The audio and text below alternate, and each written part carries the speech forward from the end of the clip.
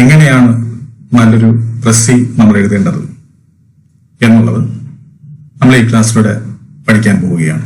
ഈ ക്ലാസ്സിൽ നമ്മളൊരു പാസേജ് എടുക്കുന്നു, ആ പാസേജിനൊരു പ്രസി നമ്മൾ എഴുതാൻ പോവുകയാണ്. ഓക്കെ, ഇത് ഇങ്ങനൊരു ഏത് ക്വസ്റ്റ്യൻ കിട്ടിയാലും, ഇത്തരത്തിൽ നമ്മൾ ഏത് ക്വസ്റ്റ്യൻ കിട്ടിയാലും പ്രസി എഴുതുമ്പോൾ നമ്മൾ സ്വീകരിക്കേണ്ട ആ ടിപ്സ് ഉണ്ടല്ലോ, നക്ഷൽ ഫോം, ഇത് നമ്മുടെ മനസ്സിൽ വരണം. ഏതാ? Hints in നക്ഷൽ. എന്തായാലും നമ്മൾ എന്താ പറഞ്ഞിരിക്കുന്നത്, ആദ്യത്തെ ടിപ്പ് എന്താണ്? Understand the given passage well. നമുക്ക് തന്നിരിക്കുന്ന പാസേജിനെ നമ്മൾ നല്ലതുപോലെ വായിച്ച് മനസ്സിലാക്കുക. അപ്പൊ അതുകൊണ്ട് തീർച്ചയായിട്ടും നമുക്കൊന്ന് വായിച്ചു നോക്കാം. In India, no one section of the community seems to miss an opportunity to go on strike. Almost every day, we read in the newspapers of someone or the other going on strike, quite often for the flimsiest reason one can imagine. Strike is a legitimate weapon of the worker to get better pay and better working conditions when all the other methods have failed. Unfortunately, in India, the tendency to go on strike seems to be fairly widespread, not only among workers but also among others. The taxi drivers go on strike if the police asks them to fix meters. Students go on strike because they feel the question is too stiff for them to answer. Slum dwellers go on strike because they have been asked to move into new tenements built for them. Strikers are the last to realize that they are the ultimate losers in most cases. Their gains are only apparent. Increased wages may not benefit them unless they are led to increase productivity. When an employer is forced to increase his workers' wages without a corresponding increase in production, as is most often the case, his cost of production goes up, and this in turn increases the price of his product. So, though the worker may get more, he will have to spend more to get his minimum requirements, and this is what is happening today. ടിപ്സിൽ പറഞ്ഞിരിക്കുന്ന അതിൽ ആദ്യത്തെ സംഭവം നമ്മൾ ചെയ്തു കഴിഞ്ഞു. എന്താണ്? Understand the given passage well. നമ്മൾ ഈ പറയുന്ന പാസേജിനെ വായിച്ചു മനസ്സിലാക്കി. അപ്പം എന്താണ് ഈ പാസേജിലൂടെ നമുക്ക് മനസ്സിലാക്കാൻ പറ്റുന്നത്? നമ്മൾ ഈ പാസേജ് വായിച്ചപ്പോൾ നമുക്ക് പൊതുവായിട്ട് കിട്ടുന്ന ഒരു ഐഡിയ എന്താണ്? സ്ട്രൈക്കാണ്. അതായത് നമ്മുടെ രാജ്യത്തെ സമരത്തിനെ കുറിച്ചുള്ള സംഭവമാണ് ഈ ഇതിനകത്ത് പറയുന്നത്. അങ്ങനെ സമരത്തെ കുറിച്ചാണ് പറയുന്നതെങ്കിലും സമരം എന്ന് പറയുന്ന ആ ലെജിറ്റിമേറ്റ് വെപ്പനെ ദുരുപയോഗം ചെയ്തതിനെ കുറിച്ചും ഇതിനകത്ത് പറയുന്നുണ്ട്. അപ്പം അതാണ് ഇതിന്റെ സെൻട്രൽ ഐഡിയ കൊണ്ട് ഉദ്ദേശിക്കുന്നത്. സമരത്തെക്കുറിച്ചും സമരത്തിന്റെ ദുരുപയോഗത്തെക്കുറിച്ചും ആണ് ഇവിടെ ചർച്ച ചെയ്യുന്നത്. അങ്ങനെ ഒരു ഐഡിയ നമുക്ക് കിട്ടി. ഇനി നമ്മൾ എന്താണ് ചെയ്യേണ്ടത്? നമ്മൾ ഇനി അടുത്തായി ചെയ്യേണ്ടത്? Mark or underline the points or ideas. നമ്മൾ എന്ത് ചെയ്യണം? നമ്മുടെ പാസേജിൽ എവിടെയെങ്കിലും ഐഡിയാസ് അല്ലെങ്കിൽ ആശയങ്ങൾ അല്ലെങ്കിൽ പോയിന്റ്സ് ഉണ്ടെങ്കിൽ അത് നമ്മൾ എന്ത് ചെയ്യണം? അണ്ടർലൈൻ ചെയ്യണം. ഓക്കെ, നോക്കുക. നമ്മൾ ഫസ്റ്റ് പാരഗ്രാഫ് എടുക്കുന്നു. ആ പാരഗ്രാഫിൽ എന്താണ് പറയുന്നത്? In India, no one section of the community seems to miss an opportunity to go on strike. Almost every day we read in the newspapers of someone or the other going on strike, quite often for the flimsiest reason one can imagine. അപ്പോൾ ഇവിടെ പറയുന്ന ഈ പാസേജിൽ പറയുന്ന point എന്ന് പറയുന്നത് എന്താണ്? ഒരു point എന്ന് പറയുന്നത് എന്താണ്? നമ്മുടെ കമ്മ്യൂണിറ്റിയിൽ അല്ലെങ്കിൽ നമ്മുടെ സമൂഹത്തില് ഒരു സെക്ഷൻ പോലും ഒരു വിഭാഗം ആൾക്കാർ പോലും എന്തിനെ മിസ് ചെയ്യാറില്ല? സമരം ചെയ്യാനുള്ള അവസരത്തെ മിസ് ചെയ്യാറില്ല. അതുകൊണ്ട് തന്നെ എല്ലാ ദിവസവും നമ്മുടെ പത്രങ്ങളിൽ നോക്കുമ്പോൾ എന്തിനെങ്കിലും കുറിച്ചൊക്കെ സമരങ്ങൾ നമുക്ക് വായിച്ചെടുക്കാൻ പറ്റും. അത് ചിലപ്പോൾ ഏറ്റവും നിസ്സാരമായിട്ടുള്ള കാര്യത്തിന് വേണ്ടിയും ആയിരിക്കും. ഈ ഒരു ആശയമാണ് നമുക്ക് കിട്ടിയത്. ആ ആശയത്തെ നമുക്ക് എന്ത് ചെയ്യണം? പോയിന്റ് ചെയ്യണം, മാർക്ക് ചെയ്ത് വെക്കണം. അത് ഇതുപോലെ എഴുതി വെച്ച് കഴിഞ്ഞാൽ ശരിയാവത്തില്ല. അവിടുത്തെ ഐഡിയ ആണ് നമുക്ക് വേണ്ടുന്നത്. ഓക്കെ, അപ്പൊ അതുകൊണ്ട് നമ്മൾ എന്ത് ചെയ്യണം? അത് നമ്മുടെ മനസ്സിലേക്ക്, ഞാൻ പറഞ്ഞു, നമുക്ക് വർക്ക്ഷീറ്റ് ഉണ്ടാവും. അവിടെ നമ്മൾ ജസ്റ്റ് പോയിന്റ് ചെയ്ത് വെക്കുക. പിന്നെ നമുക്ക് എങ്ങനെ പോയിന്റ് ചെയ്ത് വെക്കാൻ പറ്റും? നോക്കുക, നമുക്കിതുപോലെ ഫസ്റ്റ് പോയിന്റ് നമുക്ക് വെക്കാം. എന്ത്? Almost every day the news of strike is seen in the news papers columns. അതൊരു പോയിന്റ്. രണ്ടാമത്തെ പോയിന്റ്, അതിൽ ഒരു പോയിന്റ് ഉണ്ട്. എന്ത്? Every section of society goes on strike and that too for insignificant things. അതായത് ഇവിടെ നമ്മൾ പറയുന്നത് എന്ത്? ഫ്ലിംസിയസ്റ്റ് എന്ന് പറയുന്നത്, ഫ്ലിംസിയസ്റ്റ് റീസൺ എന്ന് വെച്ചാൽ ഒരു എന്താ പ്രാധാന്യവുമില്ലാത്ത കാരണം. അപ്പൊ അതാണ് ഇവിടെ നമ്മൾ ഇൻസിഗ്നിഫിക്കന്റ് എന്ന് പറയുന്നത്, ഇൻസിഗ്നിഫിക്കന്റ് തിങ്സ്. കാരണം ഇവിടെ ഞാൻ കൊടുത്തിട്ടുണ്ട് ഫ്ലിംസിയസ്റ്റ്, അതിന്റെ അർത്ഥം എന്താ? ഇൻസിഗ്നിഫിക്കന്റ് എന്ന്. അപ്പൊ ഓഥറോടെ ഫ്ലിംസിയസ്റ്റ് എന്ന് പറഞ്ഞെങ്കിലും നമുക്ക് നമ്മുടേതായ വാക്ക് നമ്മൾ സിമ്പിൾ ആയിട്ട് എഴുതണം. അല്ലെ? നമ്മുടെ പ്രസി എങ്ങനെ ആയിരിക്കണം നമ്മൾ പറഞ്ഞിട്ടുണ്ട്. എങ്ങനെ ആയിരിക്കണം നമ്മുടെ Prezi? Your Prezi should be simple, concise, clear and coherent narrative. ഇപ്പൊ സാധാ ഒരാൾക്ക് ചിലപ്പോൾ ഈ ഫ്ലിംസിയസ്റ്റ് എന്ന് പറയുന്ന വാക്ക് പെട്ടെന്ന് കിട്ടണമെന്നില്ല. അപ്പൊ അതുകൊണ്ട് ആ ഓഥറിന്റെ ലാംഗ്വേജിലാണ് അത് എഴുതിയിരിക്കുന്നത്. അതുകൊണ്ട് നമ്മൾ എന്ത് ചെയ്യണം? നമുക്ക് മറ്റുള്ളവർക്ക് മനസ്സിലാവുന്ന തരത്തിൽ നമ്മൾ അങ്ങനെയുള്ള വാക്കുകളെ സിംപ്ലിഫൈ ചെയ്തെഴുതണം. അപ്പൊ ഫ്ലിംസിയസ്റ്റ് എന്ന് പറയുമ്പോൾ അത് വളരെ എന്താണ്, ഒരു പ്രാധാന്യം അർഹിക്കാത്തത് എന്നത് ആണ് അർത്ഥമെങ്കിലും ഫ്ലിംസിയസ്റ്റിനേക്കാളും അത് കമ്മ്യൂണിക്കേറ്റ് ചെയ്യാൻ പറ്റുന്ന വാക്കുകളുണ്ട്. ഇത് ഇൻസിഗ്നിഫിക്കന്റ്, അൺഇമ്പോർട്ടന്റ് എന്നൊക്കെ. ഇവിടെ ഇൻസിഗ്നിഫിക്കന്റ് എന്നാണ് ഫ്ലിംസിയസ്റ്റ് കൊണ്ട് ഉദ്ദേശിക്കുന്നത്. അതുകൊണ്ടാണ് ഇവിടെ നമ്മൾ മാർക്ക് ചെയ്തിരിക്കുന്നത് എന്ത്?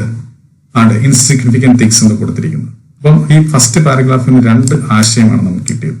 രണ്ട് പോയിന്റാണ് നമ്മൾ മാർക്ക് ചെയ്യുന്നത്. ഒന്ന്, എല്ലാ ദിവസവും പത്രങ്ങളിൽ നമ്മൾ കാണാറുണ്ട് എന്ത്?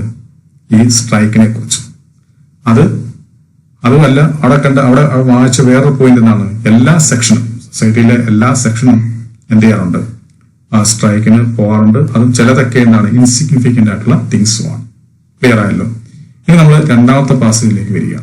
ആ പാസേജിൽ എന്താ പറയുന്നത്? പ്രധാനമായിട്ടും പറയുന്നത് strike is a legitimate weapon of the worker. Strike ഒരു ലെജിറ്റിമേറ്റ് വെപ്പൺ ആണ്.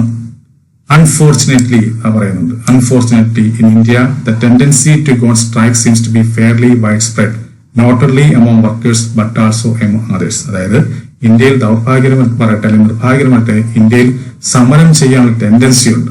ഏത് കാര്യത്തിലും അത് ഫെയർലി വൈഡ് സ്പ്രെഡ് ആണ്, അത് വ്യാപിച്ചു കിടക്കുകയാണ്. മനസ്സിലല്ലേ? അപ്പൊ ആ ഒരു ടെൻഡൻസി ഉണ്ട്. ഇത് രണ്ടുമാണ് ഇവിടുത്തെ പ്രധാനപ്പെട്ട പോയിന്റ്. ഒന്ന്, സ്ട്രൈക്ക് ഒരു ലെജിറ്റിമേറ്റ് വെപ്പണാണ്, നമ്മൾ ഉപയോഗിക്കേണ്ടതാണ്. എന്തിനൊക്കെ വേണ്ടി? To get better pay and better working conditions when all the other methods have failed. മറ്റുള്ള എല്ലാ നഷ്ടപ്പെടുമ്പോൾ, എല്ലാ രീതികളും നഷ്ടപ്പെടുമ്പോൾ നമ്മൾ അവലംബിക്കേണ്ട ഒന്നാണ് സ്ട്രൈക്ക് എന്നത്. അതുകൊണ്ട് തന്നെ ഒരു ലെജിറ്റിമേറ്റ് വെപ്പണാണ്. പക്ഷെ അങ്ങനെയാണെങ്കിൽ ഇന്ത്യയിൽ എന്ത് ചെയ്യുന്നു? ഒരു കാര്യമില്ലാതെ പെട്ടെന്ന് ഈ പറയുന്ന സ്ട്രൈക്കിലേക്ക് ചാടി വീഴുന്ന സ്വഭാവം ഉണ്ട്.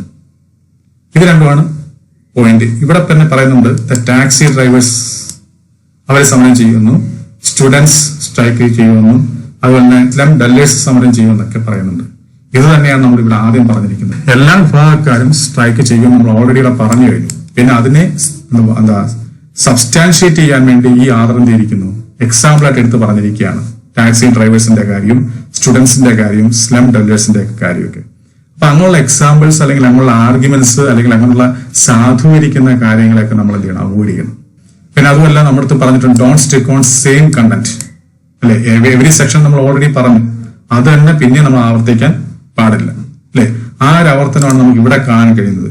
എക്സാമ്പിൾ എടുത്ത് പറയുന്നത് ഇതാ, ദ ടാക്സി ഡ്രൈവേഴ്സ് എന്നും അതുപോലെ സ്റ്റുഡൻസ് എന്നും അതുപോലെ തന്നെ സ്ലം ഡ്വല്ലേഴ്സ് എന്നൊക്കെ പറയുന്ന അവരെല്ലാം സമരം ചെയ്യുന്നു എന്ന് ഇവിടെ എടുത്ത് വീണ്ടും വീണ്ടും പറയുകയാണ്.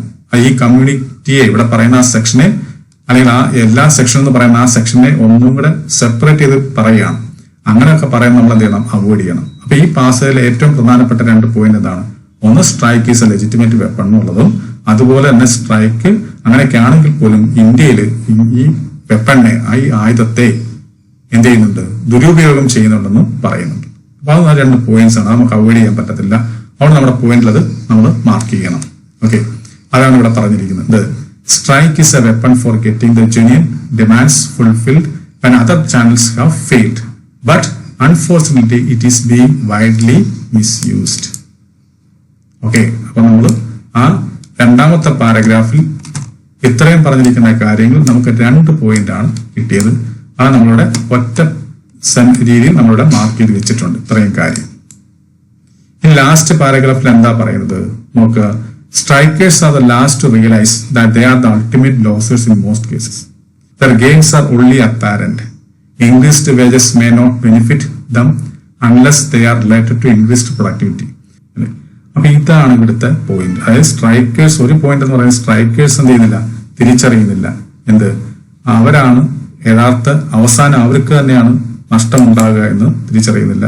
അതിനേക്കാൾ പ്രധാനപ്പെട്ട പോയിന്റ് ആണ് ഈ പറഞ്ഞു വരുന്നത്. Their gains are only apparent. Increased wages may not benefit them unless they are related to increased productivity. അത് നമ്മൾ എഴുതണം അല്ലേ? അത് നമ്മൾ അവസാനം എഴുതിയിരിക്കുന്നത് strikers do not realize that the increase in wages without increased productivity do not increase his real wages. അപ്പൊ നമ്മൾ ഇത്രയും പോയിന്റുകൾ മാർക്ക് ചെയ്ത് വെച്ചു. ഇനി നമ്മൾ എന്ത് ചെയ്യാൻ പോവാ, പ്രസ്സി എഴുതാൻ പോവുകയാണ്. ആ പ്രസ്സിയിൽ നമ്മൾ ഇതെല്ലാം വരുത്തണം. നോക്കുക, അതായത് നമ്മളിവിടെ പറഞ്ഞു almost every day the news of strikes is seen in the news papers columns. ഇതെല്ലാം നമ്മൾ നമ്മുടെ പാസേജിൽ നിന്ന് എടുത്തു വെച്ച പോയിന്റുകളാണ്. ഈ പോയിന്റുകളെയാണ് ഇനി നമ്മൾ നമ്മുടേതായ രീതിയിൽ എന്നുവെച്ചാൽ ഒരു പാസേജ് ആയിട്ട് നമ്മൾ എഴുതണം. ഇങ്ങനെ പോയിന്റ് ഇത്തരത്തിൽ പോയിന്റ് വൈസ് എഴുതി വെച്ച് കഴിഞ്ഞാൽ 1, 2, 3, 4 പോയിന്റ് മാത്രം എഴുതി വെച്ചാൽ പ്രസ്സി ആവത്തില്ല. പ്രസ്സി ആവണമെങ്കിൽ ഒരു പാരഗ്രാഫ് ആയിരിക്കണം. അത് നമ്മുടെ നേരത്തെ ഉണ്ടായ പാസേജിന്റെ 1/3 ഭാഗവും ആയിരിക്കണം. അപ്പോൾ അതുകൊണ്ട് തന്നെ ഈ പറയുന്ന പോയിന്റ്സിനെല്ലാം നമ്മൾ കണക്ട് ചെയ്ത് ഒരു പാസേജ് ഉണ്ടാക്കാൻ പോവുകയാണ്.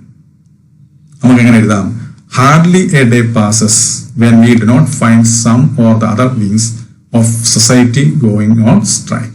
ഓക്കെ, അതായിരുന്നു ആദ്യത്തെ പോയിന്റ്. അതിനെ നമ്മൾ ഇത്തരത്തിലാക്കി വെച്ചു. Unfortunately the strikes are indulge in for most trivial causes. ഇവിടെ ട്രിവിയൽ എന്ന് വെച്ചാൽ ഇൻസിഗ്നിഫിക്കന്റ് എന്നർത്ഥം, നിസ്സാരമായ കാര്യങ്ങൾ.